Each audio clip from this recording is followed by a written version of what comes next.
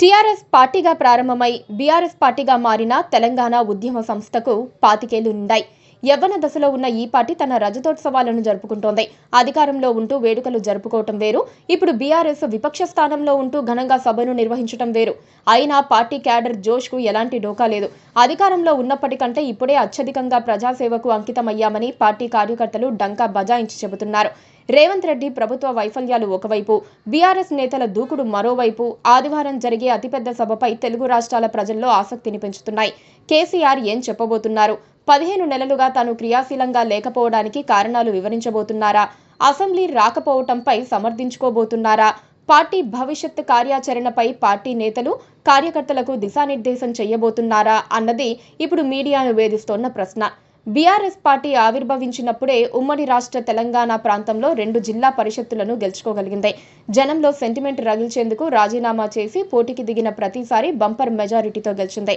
అలాంటిది 2023 అసెంబ్లీ ఎన్నికల్లో ఓటమి పాలైంది. లోక్సభ ఎన్నికల్లో ఒక్క సీటు కూడా గెలుచుకోలేకపోయింది. హైదరాబాద్ ఎమ్మెల్సీ ఎన్నికల్లో అభ్యర్థిని నిలబెట్టలేదు. అయినా క్యాడర్ మనోధైర్యానికి డోకా లేదని చెప్పాలి. బీఆర్ఎస్ అగ్రనాయకత్వం పిలుపునిచ్చే ప్రతి కార్యక్రమానికి కార్యకర్తలు పెద్ద ఎత్తున హాజరవుతూనే ఉన్నారు. అందుకే బంతి ఇప్పుడు నాయకుల కోట్లో ఉంది. కేసీఆర్ ఎలాంటి స్టేట్మెంట్ ఇస్తారో చూడాల్సి ఉంటుంది. పార్టీ మళ్లీ గెలుస్తుందని, కేసీఆర్ సీఎం అవుతారని ప్రకటించడం ద్వారా ద్వితీయ శ్రేణి నాయకత్వం తమ మనసులో మాటను చెప్పేసింది. అందుకే కేసీఆర్ స్పీచ్ కోసమే అందరూ ఎదురు చూస్తున్నారు. సిల్వర్ జూబ్లీ వేడుకల వేళ మరో కీలక పరిణామం చోటు చేసుకోబోతోంది.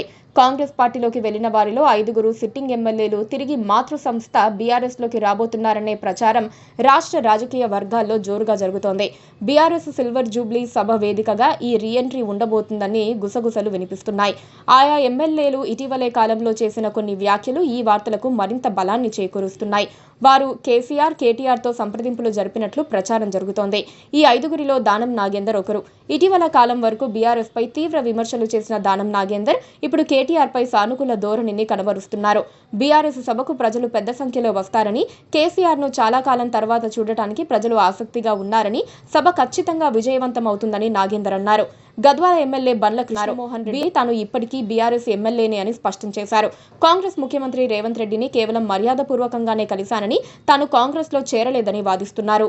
బీఆర్ఎస్ టికెట్ పై గెలిచిన ఆయన ఆ తర్వాత కాంగ్రెస్ వైపు మొగ్గు చూపినప్పటికీ తాజా పరిణామాల నేపథ్యంలో తిరిగి బీఆర్ఎస్ లోకి రావాలని నిర్ణయించుకున్నట్లు తెలుస్తోంది. పటాన్చెరు ఎమ్మెల్యే గూడెం మహిపాల్ రెడ్డి కూడా తిరిగి బీఆర్ఎస్ లోకి రావాలని చూస్తున్నారు. ఆయన కూడా కాంగ్రెస్ పార్టీపై కొన్ని సంచలన వ్యాఖ్యలు చేశారు. వీరితో పాటు రాజేంద్రనగర్ ఎమ్మెల్యే ప్రకాష్ గౌడ్, జగిత్యాల ఎమ్మెల్యే సంజయ్ కుమార్ కూడా బీఆర్ఎస్ లోకి తిరిగొచ్చే ప్లాన్ లో ఉన్నారని సమాచారం. అంతా ప్లాన్ ప్రకారం జరిగితే వరంగల్ సిల్వర్ జూబ్లీ సభ వేదికగా బీఆర్ఎస్ అధినేత కేసీఆర్ సమక్షంలో ఈ 5 ఎమ్మెల్యేలు తిరిగి కారెక్కటం ఖాయం. దాంతో సీఎం రేవంత్ రెడ్డికి, కాంగ్రెస్ పార్టీకి ఇప్పుడు ముచ్చెమటలు పోస్తున్నాయి. Please subscribe to KTV Telugu. KTV Telugu. KTV Telugu channel.